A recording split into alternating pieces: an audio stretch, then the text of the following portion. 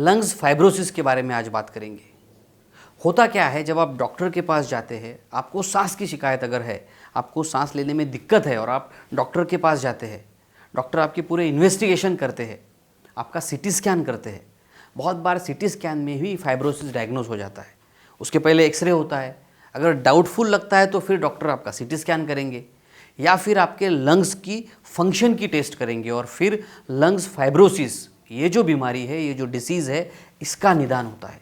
और फिर हमारे दिमाग में तरह तरह के सवाल आने लगते हैं कि ये लंग्स फाइब्रोसिस क्या होता है, ये मुझे ही क्यों हुआ, क्या इसका कारण है और क्या मैं इससे खुद को बचा सकता हूँ, इसके प्रिवेंटिव मेजर्स कौन से हैं और किस तरह की इसके लिए मैंने सटीक ट्रीटमेंट करनी चाहिए, ये भी सवाल हमारे दिमाग में आता है। और इन्हीं सवालों के जवाब अगर आप चाहते हैं तो ये वीडियो आपके लिए बहुत इम्पॉर्टेंट है, क्योंकि इसमें मैं कारण, लक्षण और इलाज हर चीज़ के बारे में डिटेल में आपसे डिस्कस करने वाला हूँ। अगर आपको ये समस्या है या फिर इस समस्या से आप बचना चाहते हैं तो ये वीडियो अंत तक ज़रूर देखिए। डॉक्टर टोंग से होम्योपैथी ये चैनल सब्सक्राइब करें, बेल आइकॉन पर क्लिक करें तथा लाइक और शेयर करें। बीमारी से मुक्त स्वस्थ जीवन जिए।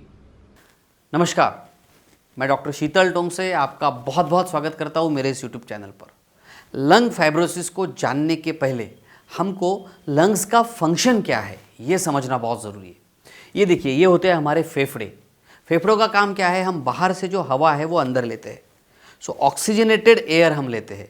हमारे लंग्स क्या करते हैं, उसमें से ऑक्सीजन निकाल लेते हैं जो हमारे पूरे शरीर तक पहुंचाते हैं और फिर शरीर में जो कार्बन डाइऑक्साइड बनता है उसको वापस निकाल के शरीर के बाहर फेंकते हैं। सो इंस्पिरेशन और एक्सपिरेशन में ये काम चलते रहता है। ऑक्सीजन अंदर जाता है, पूरे बॉडी तक पहुंचाने का काम होता है और फिर वहाँ से डीऑक्सीजनेटेड ब्लड जो है, CO2 जो है, वो वापस कलेक्ट करके लंग्स के थ्रू शरीर से बाहर फेंका जाता है। अब ये फेफड़ों का काम होता है हमारे जो एल्वियोलाई होते हैं उसकी वजह से। ये लंग्स को आप देखिए, आपको ये दो जो दिख रहे हैं ये ब्रोंकस है, ये मेन जो है ये ट्रकिया है। सो यहाँ से नाक से शुरू होता है, ट्रकिया दो पाइप यहाँ पे होते हैं और आपके ये फेफड़े होते हैं दो। इसके अंदर होते हैं बारीक बारीक छोटे छोटे एल्वियोलाई और ये एल्वियोलाई एकदम बलून के जैसे काम करते हैं। हवा जैसे ही अंदर आई ये फूल जाते हैं और फिर सिकुड़ जाते हैं। सो फूलना और सिकुड़ना ये इसका काम होता है। तो लंग्स का काम तो आपने समझ लिया। ये काम करने के लिए फेफड़ों के अंदर एक लचीलापन होता है, एक इलास्टिसिटी होती है और ये इलास्टिसिटी होती है लंग्स के टिश्यू के अंदर। अब ये टिश्यू की इलास्टिसिटी अगर कम हो जाए तो इसे कहते हैं फाइब्रोसिस, यानी कि फेफड़ों की फाइब्रोसिस की बीमारी। अब जो नॉर्मल काम है आपके फेफड़ों का वो डिस्टर्ब हो गया। इसकी इलास्टिसिटी कम होने की वजह से ऑक्सीजन की मात्रा जो आपके शरीर में जानी चाहिए वो कम हो गई और लंग्स फाइब्रोसिस में जो इलास्टिसिटी कम हो गई, यही सबसे मुख्य कारण होता है कि आपके शरीर में जो ऑक्सीजन की मात्रा रहनी चाहिए वो कम हो जाती है और इसी की वजह से आपको सांस फूलने की शिकायत होती है। अब ये समझते हैं सबसे पहले कि क्या वो कारण है जिसकी वजह से लंग्स में ये फाइब्रोसिस की समस्या हो सकती है। सो एक इन्फेक्शियस डिसीज़ अगर हमारे शरीर में होता है, वायरल डिसीज़ अगर हमारे बॉडी में होते हैं तो ये एक कारण होता है आपके फेफड़ों में फाइब्रोसिस होने का। उसी तरह से अगर आप ज़्यादा पोल्यूटेड एरिया में रहते हैं, पोल्यूशन अगर बहुत ज़्यादा है, इससे भी आपके लंग्स, आपके फेफड़े जो है यहाँ पे फाइब्रोसिस हो सकता है। उसी के साथ साथ अगर आप धूम्रपान करते हैं, धूम्रपान से जो धुआं अंदर जाता है उस वजह से भी आपके फेफड़ों में फाइब्रोसिस की समस्या बन सकती है। सो किसी भी तरह का धुआं जो नाक से फिल्टर न होते हुए सीधे आपके लंग्स में चले जाए, फिर वो स्मोकिंग का हो सकता है या फिर अगर आप कोई फैक्ट्री में काम करते हैं वहाँ पे अगर ज़्यादा धुआं बनता है, स्मोक बनता है और वो डायरेक्टली आपके लंग्स में जाता है तो इससे भी आपको फाइब्रोसिस हो सकता है। उसी तरह से धातु का अगर धुआं, अगर आप कोई धातु की फैक्ट्री में काम करते हैं या फिर जो लोग सॉ मिल में काम करते हैं, जिनको लकड़ी के धुएं के जो कांटेक्ट में आते हैं, ऐसे केसेस में भी ये फाइब्रोसिस की समस्या बढ़ सकती है। कुछ केसेस में पाया जाता है कि जेनेटिक फैमिली बैकग्राउंड अगर है तो भी ये तकलीफ बढ़ने की संभावना है या फिर जिनकी ज़्यादा उम्र है ऐसे लोगों में भी फाइब्रोसिस की समस्या बढ़ती हुई देखी गई है। ये हो गए इनके कारण। तो इसमें लक्षण क्या दिखते हैं, क्या क्या प्रॉब्लम्स आपको हो सकते हैं, ये अब हम समझते हैं। देखिए, सबसे पहले जैसे मैंने आपको बताया कि ऑक्सीजन की मात्रा शरीर में कम चली गई। अब हमारा शरीर क्या करेगा, और ऑक्सीजन की डिमांड करेगा और ये डिमांड आपके जो फेफड़े हैं वहाँ तक पहुँचेगी और फेफड़े और ज़ोर से आपको ऑक्सीजन मांगने की कोशिश करेंगे और इसीलिए आपकी सांस फूलेंगी, आप ज़ोर ज़ोर से सांस लेने की कोशिश करेंगे। तो इसमें सांस फूलना ये एक लक्षण होगा। उसी के साथ साथ सांस लेने में आपको दिक्कत होगी। थोड़ा सा अगर आप चलते हैं तो क्या हो जाएगा, चलने से आपके ऑक्सीजन की डिमांड और बढ़ जाएगी और इस वजह से भी आपकी सांस फूल सकती है। उसी के साथ साथ आपके लंग्स के ऊपर प्रेशर आने की वजह से आपके छाती में भारीपन भी आपको महसूस हो सकता है। कभी कभी कुछ पेशेंट्स में चेस्ट में पेन होने लगता है, छाती में दर्द होने लगता है, उनको डिस्कम्फर्ट सा लगने लगता है। ये भी लक्षण इस बीमारी में होता है और इसी वजह से वीकनेस लगना, थकावट लगना, सूखी खांसी आना, बॉडी के अंदर से एनर्जी निकल गई, ऐसा उनको फील होने लगता है। और फिर आपके शरीर में सुस्ती का एहसास आपको होने लगता है, भारीपन सा आपको लगता है। और ऑक्सीजन की कमी होने की वजह से भी आपके जॉइंट्स में दर्द होने लगता है, जॉइंट पेन भी होने लगता है। अब जब मसल्स को ऑक्सीजन ही नहीं मिलता है तो ऑटोमेटिकली वेट लॉस भी होने लगता है।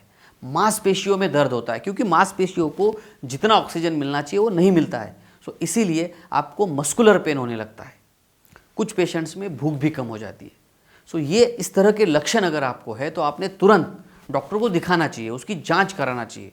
और अगर आपको लंग्स फाइब्रोसिस है तो आप होम्योपैथी की ट्रीटमेंट भी ले सकते हैं। होम्योपैथी में ऐसी बहुत अच्छी अच्छी दवाइयाँ हैं जो आपके फेफड़ों की क्षमता को बढ़ाती है, उसकी कार्य प्रणाली को और अच्छा करती है। उसी के साथ कुछ बचाव की चीज़ें भी आपने करनी चाहिए। होम्योपैथी में अच्छी मेडिसिन है जैसे ब्रायनिया है, स्पॉन्जिया है, एंटीम टार्ट है, आर्सेनिकम अल्बम है, कालीब्रोम है, ऐसी काफ़ी दवाइयाँ हैं। लेकिन याद रखिए, फाइब्रोसिस ये बहुत दिन चलने वाली बीमारी है और इसीलिए खुद के दिल से कोई ट्रीटमेंट नहीं लेना है। अच्छे डॉक्टर को दिखाइए। आप मुझसे भी कंसल्टिंग कर सकते हैं, मेरा व्हाट्सएप नंबर मैंने नीचे दिया है। सो खुद के दिल से कोई ट्रीटमेंट नहीं करना है, आप खुद के मन से कर सकते हैं बचाव के कुछ खास तरीके। इनको अगर आप अपनाएंगे तो डेफिनेटली बहुत ज़्यादा प्रमाण में ये आपके लिए हेल्पफुल साबित हो सकता है।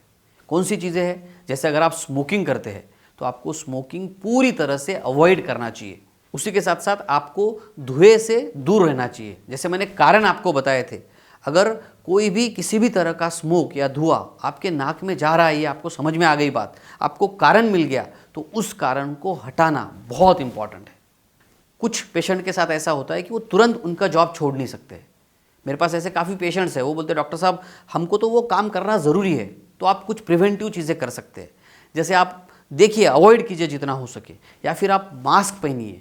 अगर आप मास्क पहनते हैं तो काफ़ी प्रमाण में जो धुआं आपके नाक में जा रहा है वो उसको आप प्रिवेंट कर सकते हैं। ये इमीडिएटली आपको इम्प्लीमेंट करने वाली बात है। और एक चीज़ आप कर सकते हैं, आपके फेफड़ों के लिए जो एक्सरसाइजेस है वो आपने शुरू करने चाहिए। इसमें कार्डियो एक्सरसाइजेस बहुत काम के होते हैं। आप प्राणायाम कर सकते हैं, आप जॉगिंग कर सकते हैं, पैदल चलना शुरू कर सकते हैं। जो एक्टिविटीज़ से आपके लंग्स की क्षमता, आपके फेफड़ों की क्षमता बढ़ती है, वो आपने रेगुलरली करने ही चाहिए। उसी के साथ साथ आपके डाइट की तरफ भी आपने ध्यान देना चाहिए। आपने हरी पत्तेदार सब्जियां ज़्यादा से ज़्यादा खानी चाहिए, हेल्दी डाइट आपने लेना चाहिए। सो इन चीज़ों को याद रखिए। जो जो प्रिवेंटिव मेजर्स मैंने बताए हैं वो आपने करने हैं, हेल्दी डाइट लेना है और एक्सरसाइज आपने करना है। और उसी के साथ साथ आप होम्योपैथी की ट्रीटमेंट भी ले सकते हैं, जिससे इस बीमारी से आप पूरी तरह से ठीक हो सकते हैं। ये वीडियो अगर आपको पसंद आया है तो डॉक्टर टोंगसे होम्योपैथी इस चैनल को ज़रूर सब्सक्राइब कीजिए, इस वीडियो को लाइक कीजिए और आपके दोस्तों तक शेयर कीजिए। हंसते रहिए, मुस्कुराते रहिए। धन्यवाद।